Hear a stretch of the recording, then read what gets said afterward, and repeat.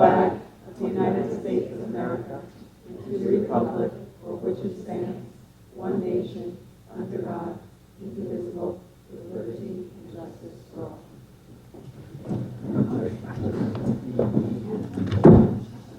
Okay, in the event of emergency, if you must evacuate this room, there are 4 exits that may be used. Exit 1 is on the west, this way.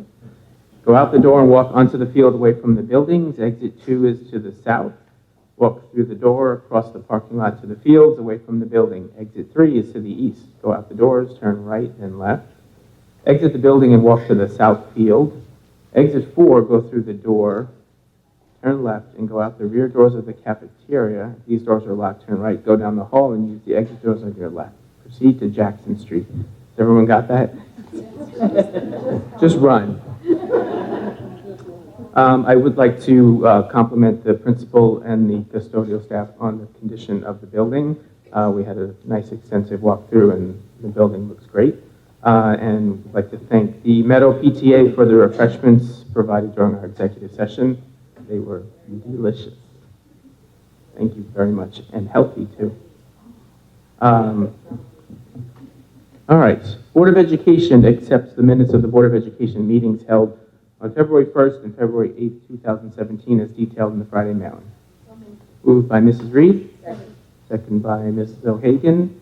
Are there any questions or comments? No? All right, all those in favor? Aye. Board of Education acknowledges receipt of the Treasurer's report for January 2017 as detailed in the Friday mailing. Moved by Mrs. Reed. Second by Mrs. Goreska. Any questions or comments? All right, all those in favor? Aye. Aye. All right, at this point, I want to turn the meeting over to our Superintendent of Schools, Dr. Cameron. Good evening, everybody. Good evening. So tonight we have, so loud. Tonight we have the, now you can hear me. How's that? Tonight we have the pleasure of being at Meadow, and Ms. May is going to present to us on inquiry and the type of instruction that is going on, not only in Meadow, but in all of our elementary schools. One of the practices that we engaged in this year is in each building that we have our board meeting in, I've asked the principal to provide some information around either a unique program or a new practice. And what you see, what we've seen in each of those presentations is going on in every building. It might be a little bit different in each building, but the type of instruction or the type of program that's being shared with the community is something that's happening in every one of our elementary schools. So you need me to keep dancing, Michelle? Is it not working? I'm not familiar with this setup. Okay, so what do you want to? I don't necessarily need the slides. It would be helpful. But. Right. So why don't you start and let me see.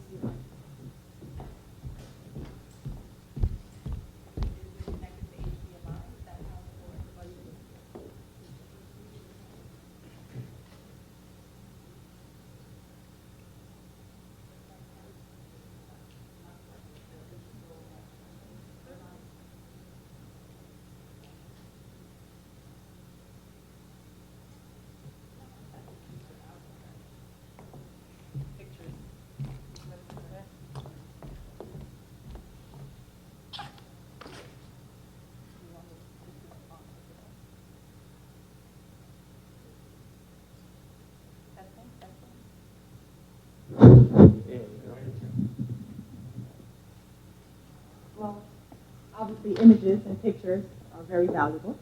And unfortunately, you as the audience did not have the opportunity to take the tour of our building, but the premise of my presentation centers around celebrating a culture of inquiry. And before that, I would like to say good evening to the members of the Board of Education. Dr. Tammy, thank you for providing me with this wonderful opportunity to share and provide our community and all of you some insight regarding the exciting things happening here at Meadow School. So as I mentioned, the premise of my presentation is to celebrate a culture of inquiry and share with you some of the innovative spaces that have been created that our students and our teachers get to utilize on a daily basis. Many of you are very familiar with the phrase, tell me and I may forget, show me and I may remember, involve me and I will understand. This is the essence of inquiry-based learning. Our learners are constructing their own understanding and knowledge with the teachers acting as skilled facilitators. We believe that children learn best when they ask questions, investigate, add new knowledge as they gather information, and discuss discoveries and experiences with their peers and teachers. Unfortunately, I don't have the slide, but I do have the amazing educators from Meadow School, Mrs. Arnold and Ms. Casares.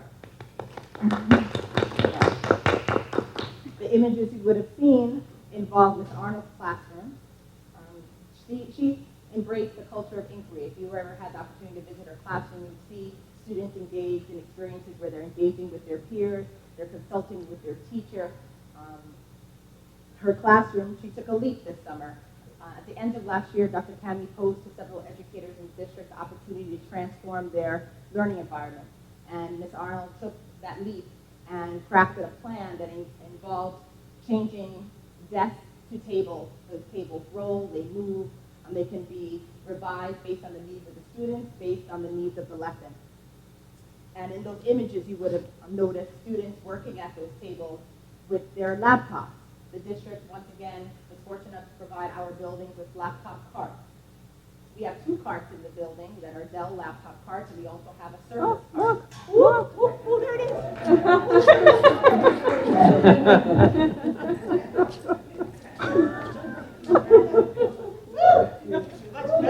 All right, a round of applause for Mr. Mignella and Mr. Randazzo. And I use Google Slides for this. After a workshop that I participated in with Mr. Fasalanga, our Director of Instructional Technology. So I do want to highlight my use of the Google Slides. But in the second slide,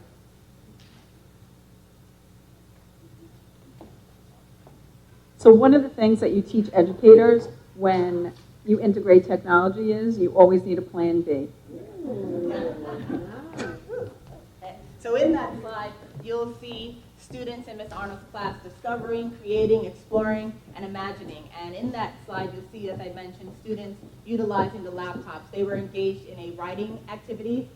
In previous board meetings, my colleagues have shared information regarding the TC units of study and writers' workshop. And in this case, they were working on publishing some of those writing pieces that are prominently displayed in our hallways. And this is also an E&L classroom. So Ms. Casares works, again, as a skilled facilitator, working in tandem with Mrs. Arnold, supporting students who are English as a new language students.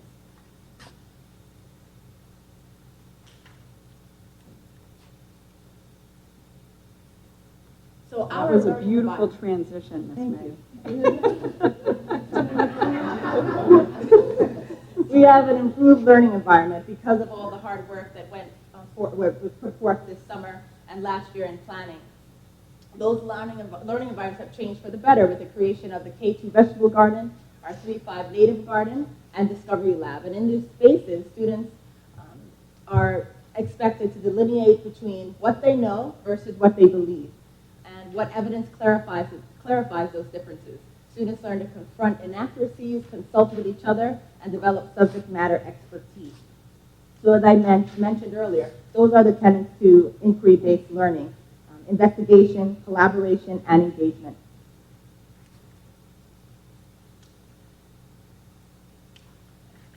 Most recently, the Board of Regents adopted the New York State P-12 Learning Standards at their December 2016 board meeting. And on July 1st, they will take effect. I believe that our teachers are very familiar with New York State Common Core standards, and the transition to better understanding those science standards will be effortless, much of which will happen because of the learning spaces that we've created. We have moved away from stressing recall, but rather students are learning skills to synthesize, interpret, evaluate, and reflect on new knowledge. And as I mentioned, I feel that the work that we've conducted to create rigorous learning experiences is directly tied to these new standards and our students will do well because of our focus on inquiry. In the process of establishing many of these new learning spaces, we've established very strong partnerships. Nomi Rosen, who is our Administrator for Professional Development, has worked in collaboration with Green Tree, CTUF, Worm Watcher, and many of these other organizations to add opportunities for our students to take learning and spiral that learning beyond the classroom. This summer, I worked closely with Ms. Acevedo, who's the principal of Lennox School, and I participated in a workshop at Green Tree. And during that workshop, I was inspired by the indigenous plant life, the way that they've created this wonderful environment and this wonderful space that's actually utilized by the members of the United Nations. And I thought that how can we take that learning space, or that space that's utilized by ambassadors and prominent influential people in our society, how can we take that and bring that to Meadow School? And the idea was the 3 through 5 native garden, which you'll see a slide later on that will highlight some of the work that our students conducted. But as I mentioned, these are powerful partnerships because our students see the value of what they're learning, but are making connections to the world around them. And this is our K2 vegetable garden, very bountiful. I want to thank the PTA because they were very influential in supporting this initiative. Over the summer, it truly became a community garden. We had a rotating watering schedule. Parents were leaving with baskets of vegetables, and I know I had a basket of zucchini and eggplant that we use in a stir fry at home. I have a great recipe if anyone's interested. But the children were so proud of this project, and it's quite remarkable to see, again, when they're learning about seeds and propagation, and then they're seeing that their learning comes to life, it truly takes on a new meaning and becomes a very, very valuable experience, and an experience that carries on and lives on, because as I mentioned, it not only became a school project, but it truly became a community garden. The 3 through 5 native garden, as I mentioned, is something that I was inspired to bring to Meadow based on my workshop at Green Tree. And the 3 through 5 native garden will be very impactful because we will be working with the middle school. In the winter, in December, we started a partnership with the middle school with the support of Ms. Ferrigno, who's the director of science. And she had their students be the stewards, be the facilitators of learning for our students. They provided workshops in the classrooms, and then they met outside in order to prepare the grounds for our native garden. And it was truly impactful to see our former Meadow students being the teachers and those facilitators for learning for our younger learners. We also had, and it was a school-wide effort because we also had our April 1 students participating in the preparation of our grounds. So in this class, you'll see a convergence of STEAM. Many of us are familiar with STEM, science, technology, engineering, and mathematics. It's truly a STEAM project because our art classes will be designing the design of the groundwork. They'll also be designing a bug motel. I don't have an image of that, but the premise is that, and many of you have heard in our news, the bees and the impact of our insects and how they support and sustain our environment. We want to attract them. So observing flora and fauna, seed propagation, all of that understanding will take place through science classes. But the artwork, the pressing of leaves, that will happen in art classes. And again, the technology and engineering, it takes place through the design and planning. So we're quite excited to see what will unfold in the years to come, because the students understand that when you're developing a native garden, the work at the beginning doesn't seem as impactful as a vegetable garden. So they see a vast difference. And it'll be interesting to see our kindergarten and first and second graders, their involvement in our vegetable garden, where you get an immediate gratification based on what you harvest. But in the native garden, it takes 3 to 4 years to actually see flora and fauna that their roots will run so deep.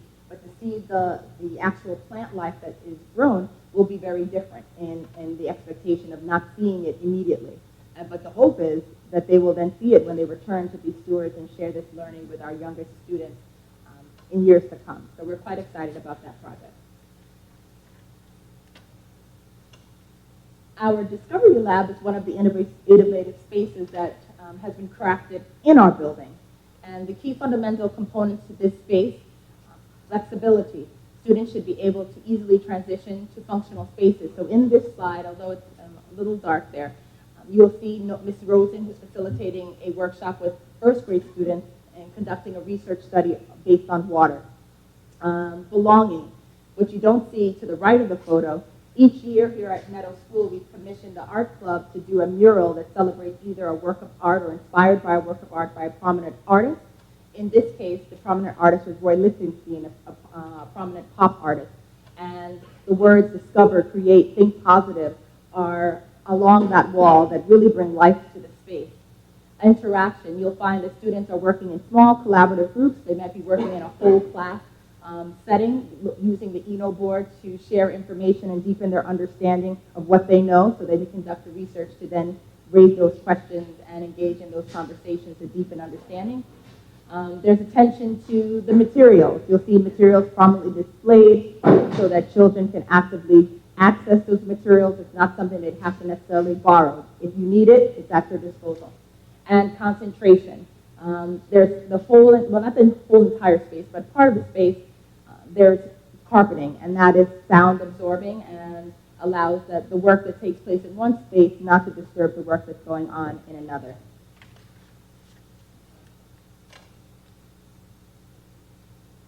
Working in discovering on my own what the value is of these creative spaces, I created an opportunity for our 3 through 5 students to participate in Club Invention. And in Club Invention, it was an after-school program in which students benefit from art integration, design thinking, and visual problem-solving strategies to better understand issues impacting our environment. The issue that our children faced was solving oceanic research challenges. In the Pacific North Gyre, there's a pocket that they call Trash Island. And the students' challenge was to figure out what is the impact of Trash Island on our environment.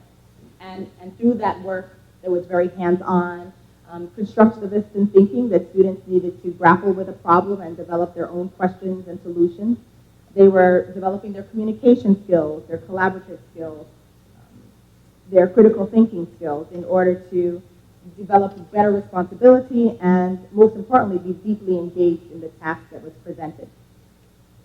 I'm currently working with first and second graders, which is an interesting challenge in this space, but following the same principles. So when I asked students at the end of that session what they thought about the experience, Jayla said, "It gave me time to work with my team to solve the problem at Trash Island. I enjoyed it, and I am recycling more to help the environment." Preston said, it was a good way to use your time to help you figure out how to invent tools to solve problems. Thalia, it was fun and educational. It helped you see that kids can make a big difference in the world. And Paul said, it was fun because you could build things the way you wanted to with your team.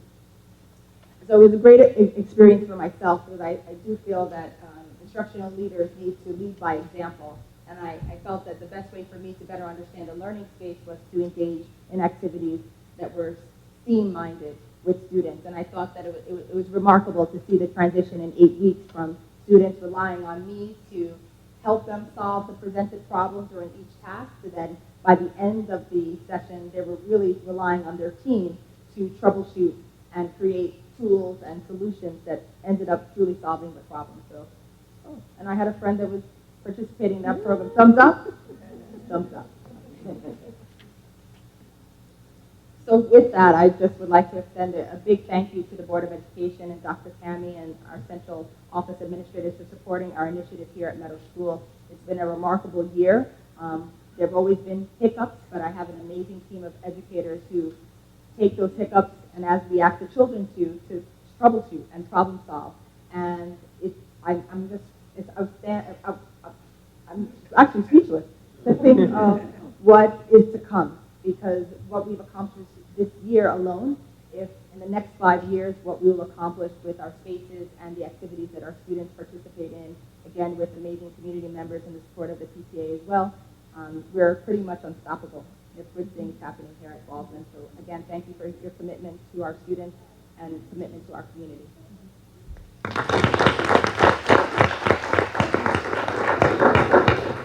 Anyone on the board have any questions or comments they want to make? just kudos. It's wonderful, it's really great. Yeah, I mean, for me, because we've seen a number of these now, I don't know if we can count, I think we've seen at least 4 of the elementary schools, right? Have we gotten all of them? So it's just, it's really, it's great, I think, just to see what each individual school is doing with this initiative. And then just to see, as a whole, what everyone is doing. This looks like great work. It looks like it's fun for the educators and the kids, and they're learning at the same time. And I think that's one of the things that we get kids that are having fun and they're learning when they don't probably realize that they're learning. So they're so deeply engaged. Yeah, which is, it's great to see that. So that's what I wanted. Okay.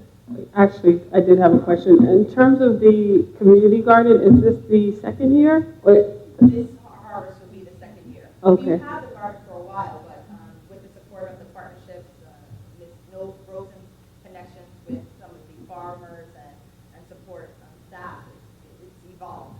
okay, great. It's definitely. So I think it's important to recognize that the garden or the native garden, either one, is not just a project that is extracurricular. It is the curriculum. Right. So everything, a large part of what they're doing in science, for example, is all based in the work in those gardens. Which is great. So it's not just something they're doing, once a week at 3 o'clock. It's the genesis for the curriculum. Right. And the 5th graders come here. Do they Sixth still, graders. 6th graders, I'm sorry. They still participate in teaching. In the spring, in the fall, they provided the workshops in the classroom. Great. And they were outside giving direction as to how to remove the grass and how to prepare the soil. In the spring, they'll return, and it will be the premise will be to place the seeds in the proper locations and mark them, and then wait until the development of the garden itself, so that we could move forward with using the, I don't think it's called wood shop anymore, but the technology department Yes. to fabricate, because we truly want it to be similar to a living museum. Where Right. you walk outside and you're exploring the space. We would use the surfaces to take photos and label and create, hopefully, these, replicate almost a podium, but with the plexiglass, so that beneath that you will see information crafted by students as to what they'll find growing in that area. The 5th grade, last year's 5th grade committee was already so moved by the space, or the preparation for the space, that they've already donated the benches. We have benches that we want children to actually go out there and sit down and actually Nice. take it all in and use their writing journals, because the more they experience, that ties back to our writing. And with the work that we've done in TC, you start to see those connections happening, and that's, as we said, the most powerful experience is when our students actively have experiences that they can document and write about. Mhm. So, Sounds like a great partnership, so thank you. thank you. Great. So the one thing I just want to add, first of all, thank you, Ms. May, because in each of our buildings, things are happening, but it doesn't happen without the leadership of the principal. So thank you for your leadership in Meadow.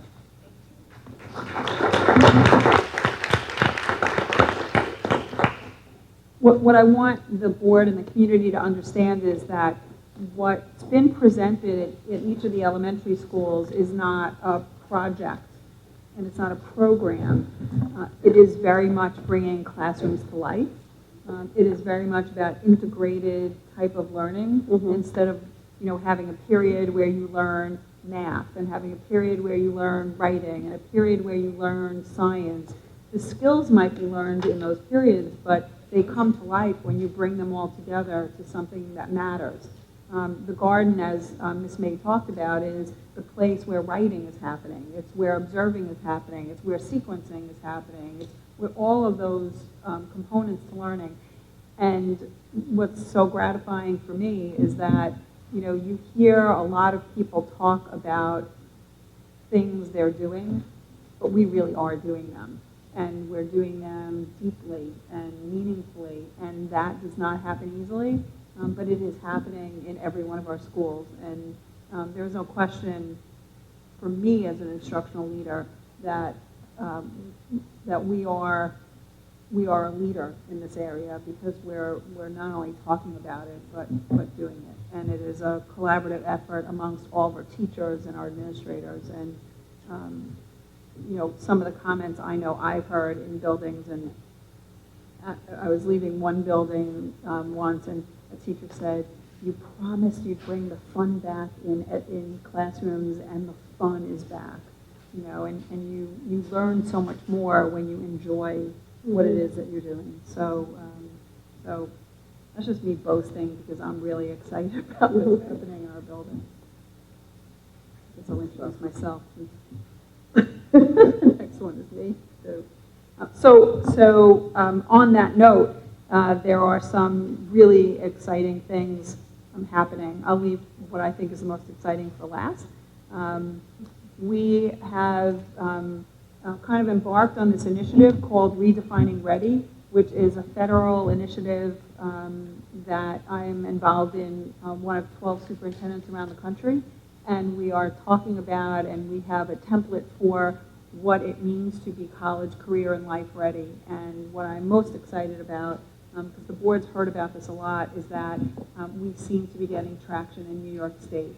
And what's compelling about it is the metrics for that are things that are in place. It looks at attendance. It looks at the secondary level, course grades. It looks at AP. It looks at IB, instead of looking at artificial tests at one point in time. So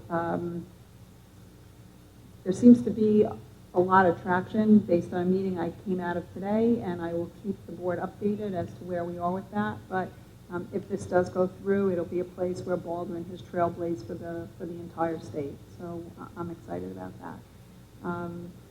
We had News 12 in our district 2 times in 1 week for good things. Go figure.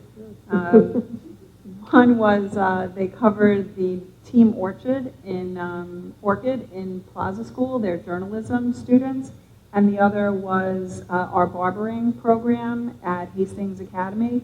Both got great airtime on News 12. It's exciting, and there's more to come with that. We have a lot of student kudos. The Nassau County Comptroller's Entrepreneurial Challenge is a business plan competition. We were chosen as the launch for the comptroller, who was in our district yesterday to have a press conference. He met with our students. He initiated the challenge. There are, I believe, upwards of 30 school districts that are involved in this challenge, but he specifically asked if he could come to Baldwin and initiate the competition. So if there was ever a doubt that Baldwin's name is on the map, there's lots of examples of people calling us and asking us if they can come here. So we look forward to our teams. When I met with the students on our teams, I said, we have 3 teams in the challenge. My expectation is we're coming back with 1st, 2nd, and 3rd place. And they all laughed, and I said, what's so funny? 1st, 2nd, and 3rd place. So we'll see how we do there. Our high school mock trial team has successfully completed, and they're advancing to the regional tournament of the New York State mock trial competition. Now, that sounds impressive, but it's even more impressive when you know that this is only the 2nd time that we've had a mock trial team participate, and they're going all the way up to New York State. So we're excited about that. You can probably guess that I've said we're going for the gold. We won 1st place. We want to congratulate our Lady Bruins, our basketball team, as the Nassau County champions. So they are playing this Saturday at Old Westbury College at 2:30. You've probably gotten phone calls from 2 of our players with long periods of silence in between, asking you to join us and cheer them on.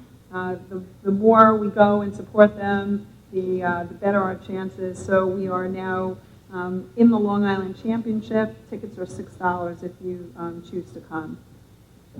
Benjamin Ross, we congratulate him on finishing 5th in the New York State Championships and 7th in the Federation in the high jump with a jump of 6 feet 2 inches. Lauren McKenzie, Baldwin alumnus and current student athlete at American University, has been invited to try out for the United States National Women's Volleyball Team. Oh, nice. That's good. Our Baldwin Middle School had their multicultural festival last week. It was a tremendous success.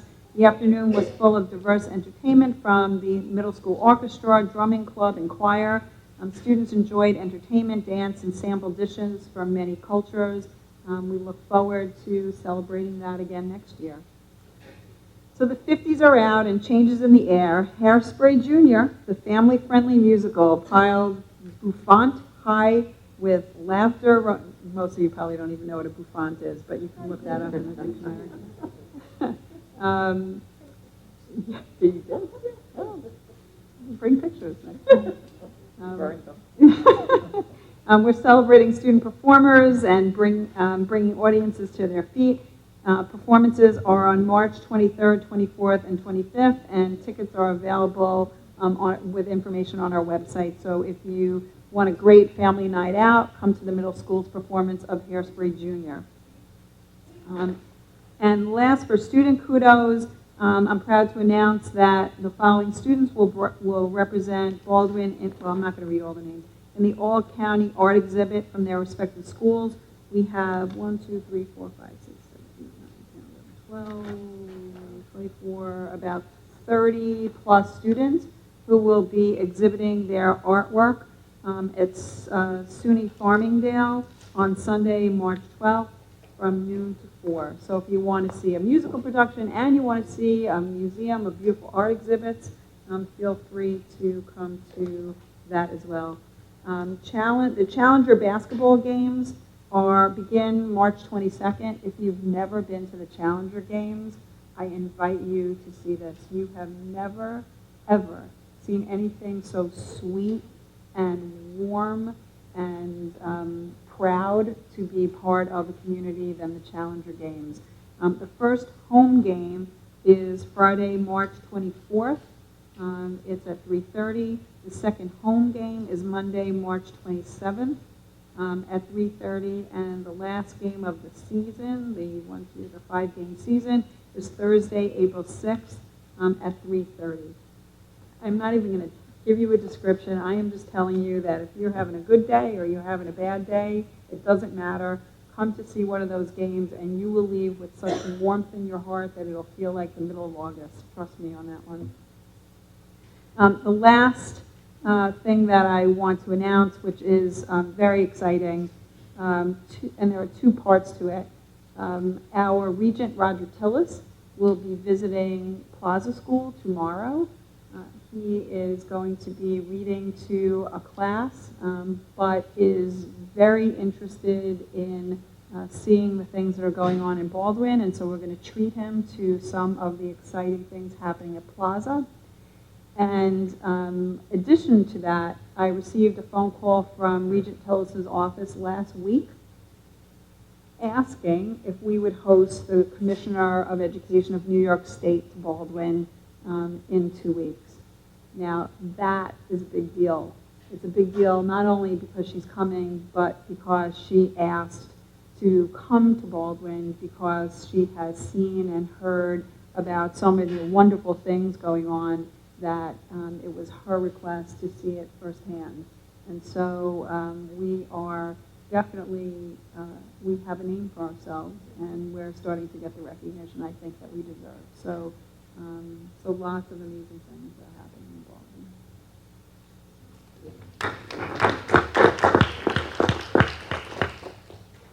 All right. Comments and reports from the Board of Education. Anyone? I started there last time, right? Okay. I'm going to start on the left here with Mrs. Cools. You'd like to have anything to share? Okay. Mrs. O'Hagan? Just very quickly, I participated, as I have every year, in ARP at Field School. My absolute favorite thing to do to a class.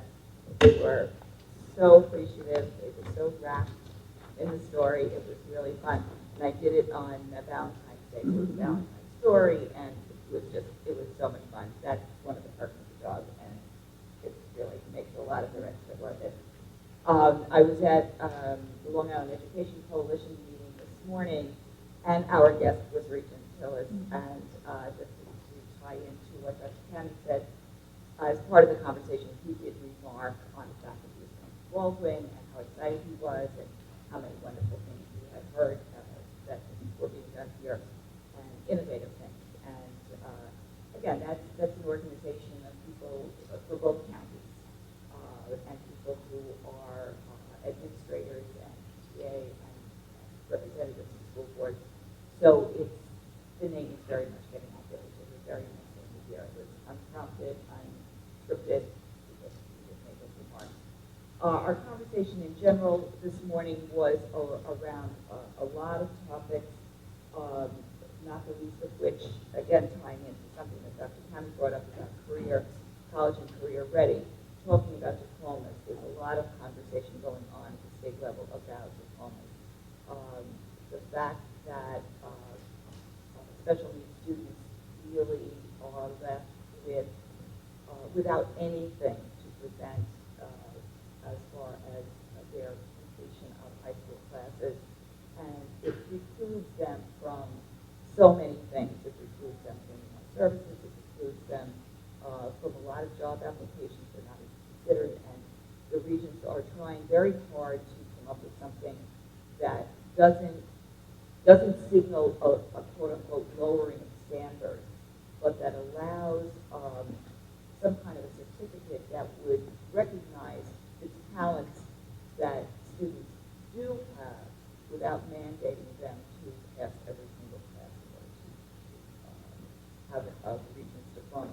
So that was one of the things we were talking about. The other thing that was unfortunate, we were talking about the funding for unaccompanied minors and just in general the influx of students who have English as a new language, and the fact that unfortunately in the current environment the chances are that there will be little or no funding coming from the federal government for those students. Just the general feeling is that that's not going to fly this year. So we're all on our own. It's not the end of the surprise.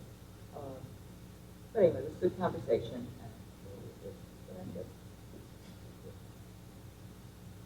Ms. Dreska? Yeah. Okay. Agreed?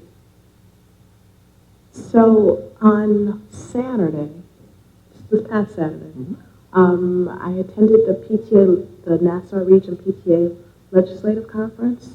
I had to split my time because I had to go there and then I also had to go to the basketball team and rev up the crowd, and I have two jobs. But so it was a very interesting platform because, I mean, you had a lot of legislators there from Nassau County. You had Tom Swazi, who's now on the federal level. He was there. He was in attendance. We had Brian Curran, of course, was there, and John Brooks, who represents this area of Baldwin, and several other legislators from the New York State. You had not Carrie Solange. Her brother? No, not Carrie. Carrie's the Oh, brother. the sister. The sister Right.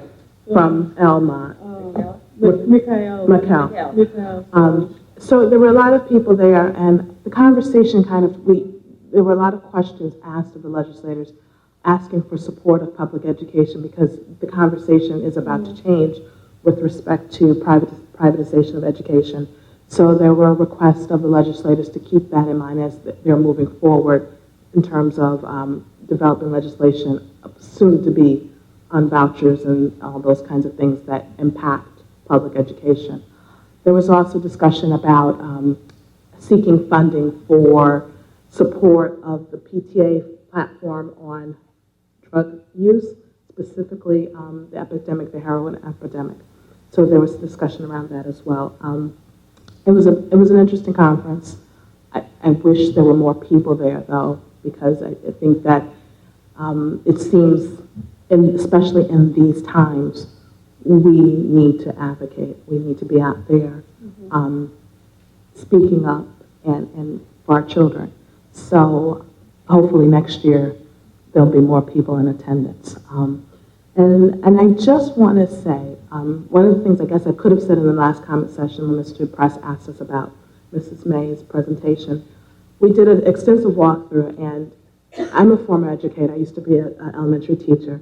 And part of my joy when I walk in the classroom, when I'm walking school, is to see the students' work. And I was thoroughly impressed with the work that was on the walls in the hallway. I mean, it's just, I mean, I wish I had more time where I could actually, read everything and look at everything. But it almost makes me want to go back into the classroom. I said almost, operative word. And I want to say one other thing. As a parent, I wear many hats. Since Elise, my daughter's a fifth grade student at Plaza. Since Elise has been in school, I go in, I've volunteered to do a lesson each year. The first year, we did a 100-day lesson, and in subsequent years, I've done a lesson on Black history, some type of Black history lesson. This year, I did a lesson on coded quilts. There are quilts that were, there's a story there's history that the quilts had coded messages inside the quilts. And so we had a lot of fun. And the lesson that I did really depended on the lesson that Mrs. Saffarelli did with the students. And again, they were so engaged. We have staff members who do a remarkable job in terms of educating our students. And so I just wanted to give a public accolades, not just to Ms. Saffarelli, but to the staff in terms of the work that they do with our students. The kids were, and there was one student there who's new to the country. Well, he's been here 6 years, but when he came here, he spoke no English. And you asked him questions, he had chapter and verse, everything. It was just incredible experience. So I just want to say kudos to our staff. So, and that's all I have for you, Mr. Press. I was at that legislative conference on Saturday as well. I missed the beginning, so I missed the administrators sharing, and I got stuck with the politicians. So that was fun, listening to that. But I was encouraged to the extent that our Assemblyman Curran seems, while he and I don't always agree politically on things, he seemed very open to listening and hearing from the public, from his constituents, particularly with respect to things like modifications to the tax cap. Was it Assemblyman Ra? Was Ed Ra? Yeah. He doesn't represent us, but he's on the education. He's the minority leader, the leader of the education committee, in the assembly. Yeah. But in any case, something that he said struck me that, setting hard and fast rules on certain things, he's open to suggestions of flexibility in terms of achieving goals. So instead of saying, this is exactly how you have to do this, saying, here's the goal, and let's be flexible on how we achieve the goal. If something that you're doing is working, and not saying, this is exactly how it has to happen. So those are the things I took away from that. And then I left and went to watch the girls defeat Massapequa. That was a great game. And then early in the week, I know Mrs. Reed and I were at the boys' game. Not the outcome we wanted, but they really fought back. I mean, they were down by quite a bit, and they came back, and it was really down to the last minute. So some great games, some great teams, a lot of fight, a lot of talent. And we look forward to seeing the boys return next year, and we look forward to seeing the girls win on Saturday and go on to the state. Well, it's funny. I want to just say real quick, I was talking to a lady from Massapequa at the Ledge Conference, and I was like, I don't think you guys are going to win today. I was really trying to be respectfully talking trash because I didn't want to have to eat my words. I was very happy that I didn't have to do that. But she was very cool about it. But go Baldwin. And if you haven't been to a basketball game with Mrs. Reed, you're really missing out on something incredible because she will get the crowd going. So if not, to come see the girls and come see Mrs. Reed. You'll be there on Saturday? Yeah, of course Okay, I'll good. be there. Excellent. With pom-poms this time. Okay. All right, we're going to open up the mic now for our first comment period. This period is for questions and comments only related to agenda items. There will be a second comment period later in the meeting that is open and that is not restricted in terms of topic.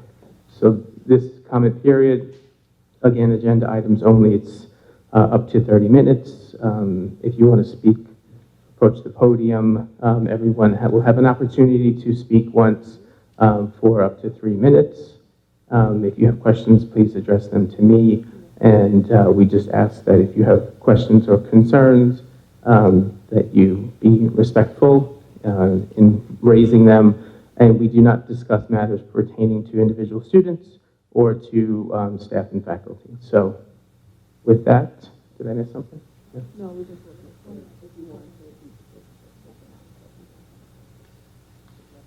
Oh, okay.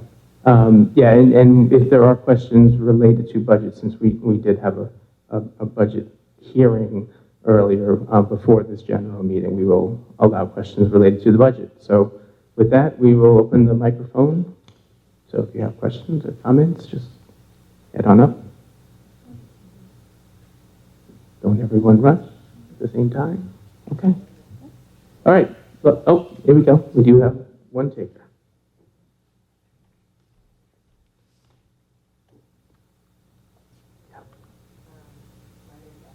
Can we turn that on? Should be a switch on there somewhere.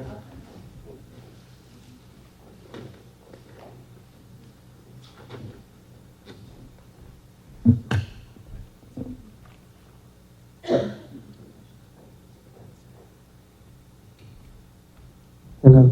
Yeah. Hi. My name is Ashley Davis. I'm actually a Baldwin grad, high school class of 2007. And then right now I work, I'm a doctoral student. I study educational psychology, and I work in teacher training at Queens College and Hunter College. And so I just wanted to come up and say that I was very happy to see the inquiry, the focus on inquiry-based learning, the things that were highlighted at Meadow, and you know, that kind of teaching environment is highly supported in the literature. And so, you know, I came here because I think it's like Ms. Reed mentioned, in these times it's important to be protective of public education, also to be aware of what's going on in our communities. And I was very happy with what I saw. So I'm just saying, good job, and I'm very proud to be a Baldwin grad. We're proud to have you as a Baldwin grad. Mm-hmm. Okay. All right, so we're going to call this comment period to... Yes. Yes. Yeah, just if you can go up to the microphone, please.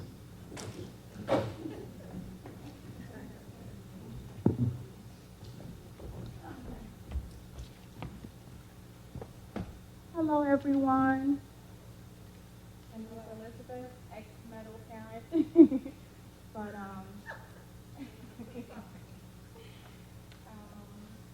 there wasn't a breakdown of amount of students for the enrollment in your plan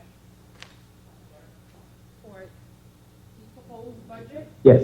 I didn't see an amount of students that are currently enrolled for 2017, 2018. Will you have that updated with a breakdown for student enrollment? What kind of breakdown? Just the numbers. Just the number of students? The number of students. And then also, where can I go to see a complete breakdown of the budget? Complete breakdown of the budget. There will be, there are things posted on the business agenda, on the business website. For Right. 2017, 2018? Right, the sort of proposed budget will be, what we make public will be up there, just to give you a sense of enrollment for this current school year, 16-17. There is currently 1,690 students. Oh, that's, No, that's average. Oh, I'm That's sorry, that's the elementary. high school, the Yeah. total. So it should be- Yeah, the total, yeah, it's just shy of 6,000, 5,600, 5,700, I don't know the exact number. Okay, we were at 2016, we were at 4,810. Yeah, that's- How did we get to 6,000? That's not all the No, students in that's- district. That number is not correct. It includes private schools as well.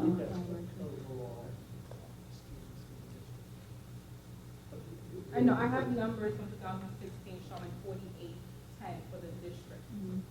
How do You get it. 6,000? Yeah, I mean, we can get that, yeah, we can get that number.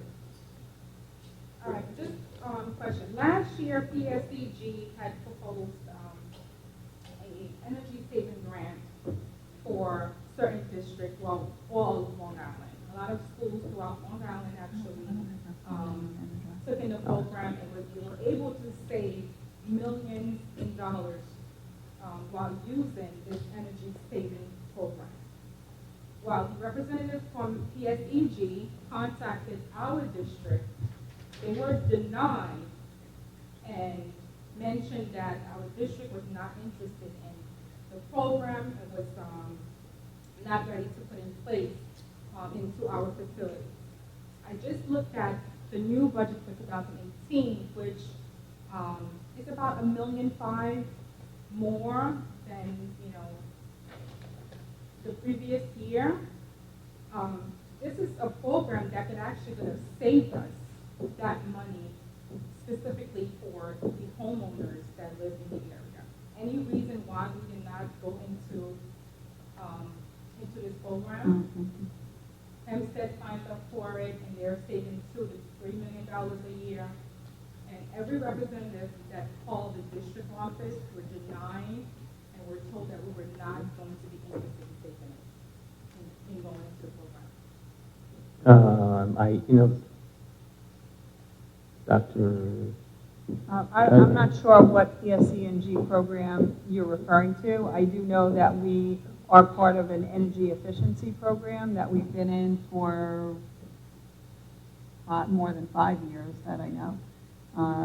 We have looked into a solar program, and for many reasons, at this current moment, the solar program is not appropriate for the school district. It wasn't a solar program, it was a program of grants. And Jeff, who did you speak to at PSE&G? I myself called the district office and asked them if they were going to be interested in joining this program, and I was personally told, no, we were not going to participate.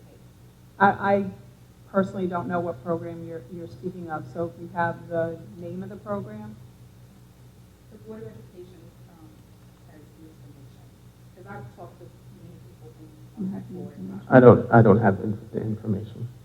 I'm just, I mean, again, it's just because, when you look at the new budget that's being implemented, with increases, and these are savings that we could have done for our community, our district, and our children, money that could be put into programs for the state, that we could be saving as opposed to not joining or saying no to it because of whatever other political reasons that goes on behind doors. Do you have the I just want to know date of when the complete breakdown of the budget will be available, so that. Well, if you give us your full name and phone number, we will let you know when that is. And not for me personally, for the town. There's people here that pay taxes here that want to know exactly where their money is going to. No, I mean, this information is posted every year on the district website. After a vote is given. No, No. It's not up there now. Because we haven't adopted the budget. No, that's a proposed budget. That's It's a a proposed budget, budget, it's not but broken it's, but down. it's put up after the board votes to adopt it, so then it's official. So- So once that occurs, then it will be posted, but it's not posted for the vote. But yeah, so how can we vote on something that we don't know No. what we're doing? you This will is have right the, now. I'm sorry. No, once the board adopts the budget, which I believe will happen tonight, information will be posted. The community votes on the budget in May. We do budget roadshows, we go out to the PTAs, we have another budget hearing in May. So the information will be out there. It's out every year. We publish it, we mail information about the budget to every resident in the school district boundaries as well. So the information is out there in addition to being on the website. I think probably reasonable. On I the don't know. website? Yeah. Yeah.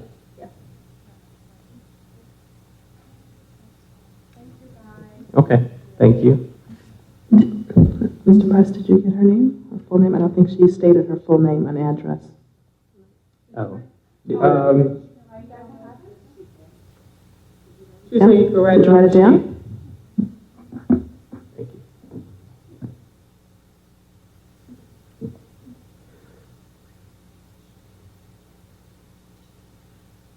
Okay, seeing no one else online, we're going to call this first comment period to a close, and we're going to move on with the business of the board. Okay, the Board of Education approves the personnel actions report as addended, dated March 8, 2017, as detailed in the Friday mailing. Moved by Mrs. Reed. Second by Mrs. O'Hagan. This contains information pertaining to individual staff members, so we do not discuss it in public. All those in favor? Aye. Aye. The Board of Education approves the recommendations for services of the Committee on Special Education, Sub-CSE 504 Committee, and Committee on Preschool Special Education for services in December 2016 and January and February 2017 as detailed in the Friday mailing. Moved by Mrs. Reed. Second by Mrs. Coles. This contains information pertaining to individual students, so we do not discuss it in public. All those in favor? Aye. Board of Education approves the home tutoring and special education service reports as detailed in the Friday mailing. Moved by Mrs. Reed.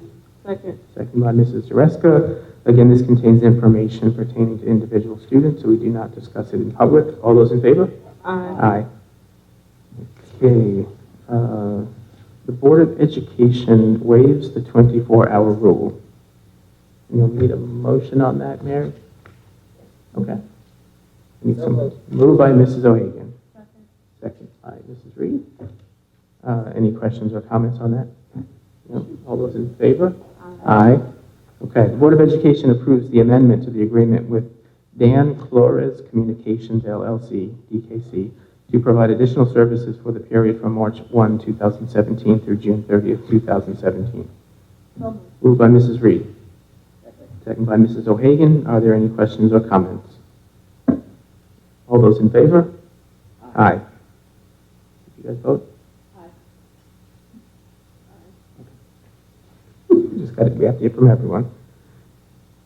Okay, the Board of Education accepts with thanks the donation of a Kids Fit pedal desk from Mrs. Lynette O'Brien, a 5th grade teacher at Lenox Elementary School, as detailed in the Friday mailing.